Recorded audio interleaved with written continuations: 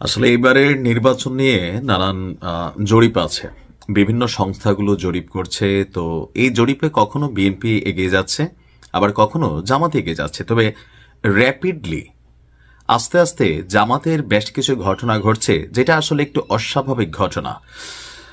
অর্থাৎ 5ই আগস্ট পরবর্তী বাংলাদেশ জামাত ইসলামের যে রাজনৈতিক কৌশল, সেই কৌশলটা আমার কাছে মনে হচ্ছে টোটালি ভিন্ন একটা অবস্থান অতীতের যে কোনো সময়ের তুলনায়। যেমন ধরেন অমুসলিম শাখা খোলা বা অমুসলিমদের মধ্যে তাদের যেই জনপ্রিয়তার কি বলা হয় যে ধরেন মাপকাঠি দাঁড় করানোর চেষ্টা, বিভিন্ন রকম সুযোগ সুবিধা, বক্তব্য বা যাই হোক সবকিছু মিলিয়ে ভিন্ন এক অবস্থান আমরা দেখলাম ত্রিপুরাতে। এখন ত্রিপুরাতে যারা বসবাস করে তারা তো বেসিক্যালি আপনার মুসলিম না, কিন্তু ত্রিপুরাতে এক বিরল দৃশ্য। আমার দেশ পত্রিকায় একটা ছবি এই মুহূর্তে জামাতের নেতাকর্মীরা খুব শেয়ার করে ভাইরাল করেছেন যে ত্রয়োদশ জাতীয় সংসদ নির্বাচনকে সামনে রেখে খাগড়াছড়িতে 11 দলীয় জোট মনোনীত জামাত ইসলামের প্রার্থী অ্যাডভোকেট ইয়াকুব আলী চৌধুরীর দাড়িপাল্লা প্রতীকের সমর্থনে মারমা এবং ত্রিপুরা জনগোষ্ঠীর উদ্যোগে বিশাল গণমিছিল অনুষ্ঠিত হয়েছে। এখন ত্রিপুরা এবং মারমা যারা, তারা কিন্তু ধর্মীয় ভিত্তিতে তারা মুসলিম না, যদিও এখানে বিএনপিরও একটা শক্ত ঘাঁটি আছে, কিন্তু মানে এরকম প্রচারণা বা গণমাধ্যমে ফোকাস হওয়ার মতন জামাত ইসলামের ছবিটা এই মুহূর্তে ভাইরাল। গতকালকে 4টায় খাগড়াছড়ি গেট এলাকা থেকে গণমিছিলটি শুরু হয়ে শহরের চেঙ্গি স্কয়ার এবং শাপলা চত্বর প্রদক্ষিণ করে মুক্তমঞ্চে গিয়ে এক সমাবেশে মিলিত হয়। ত্রিপুরা ঐক্য ফেডারেশনের আহ্বায়ক চন্দ্রীনাথ ত্রিপুরার সভাপতিত্বে সেখানে আপনার বক্তব্য রাখেন জামাত ইসলামের যিনি প্রার্থী আছেন তিনি, আর বিশেষ অতিথি হিসাবে বক্তব্য দেন তাও মারমা ঐক্য ফেডারেশনের আহ্বায়ক লিসি ত্রিপুরা, জেলা জামাতের আমির সহ আরো বিভিন্নরা।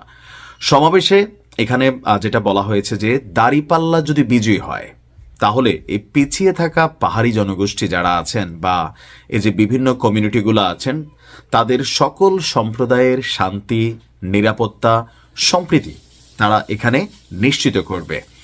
এমনকি বক্তাদের অভিযোগ, ওই যে রাজনৈতিক বক্তব্য যে 54 বছর আওয়ামী লীগ বিএনপি জাতীয় পার্টি ক্ষমতায় থাকার পরেও পাহাড়ে আসলে শান্তি ফিরে আসেনি। সো এই শান্তির দায়িত্বটা জামাত ইসলাম নিতে চায়। যারা এখানে খেটে খাওয়া পাহাড়ি জনগোষ্ঠী আছে তাদের কল্যাণে, বিশেষ করে আপনার আমার কাছে মনে হয় ওইখানে পানির যে সমস্যা, শিক্ষার সমস্যা, পাহাড়ি যে বিভিন্ন সন্ত্রাসী গোষ্ঠী আছে যে সামান্য কিছুতে পাহাড়ি সমতলের মধ্যে ঝগড়া টগড়া লাগাই দেয়। তো জামাত ইসলামের নেতারা বলছেন যে তারা যদি ক্ষমতায় যায়, দাঁড়িপাল্লায় ক্ষমতায় যায়, তাহলে পাহাড়কে শান্ত করা হবে।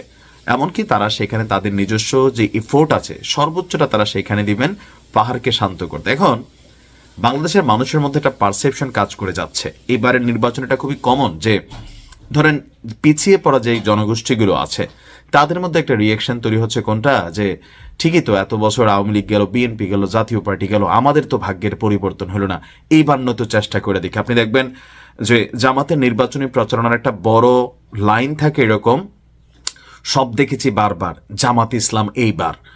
তো মানুষের মধ্যে হচ্ছে কি যে জামাত যেহেতু এককভাবে কখনো ক্ষমতায় আসে নাই, তো সেই জায়গা থেকে একটা পারসেপশন কিন্তু ভোটের মাঠে কাজ করে যাচ্ছে।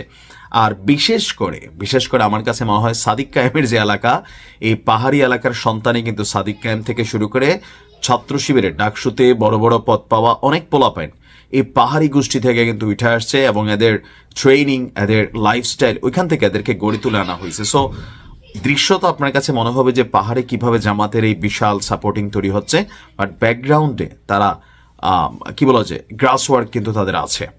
এখন দেখা যাক কি হয়। আসলে যত বড় সমর্থন তত বড় যে ভোট তাও না, কারণ বাংলাদেশে যেটা হয় নির্বাচনের আগের দিন বিরিয়ানি টিরিয়ানি খায় হাজার হাজার মানুষ, ভোট পরে পরের দিন 200, এরকমও কিন্তু বাংলাদেশে ঘটে। এখন সময় বলে দেবে কি হতে যাচ্ছে। আসসালামু আলাইকুম।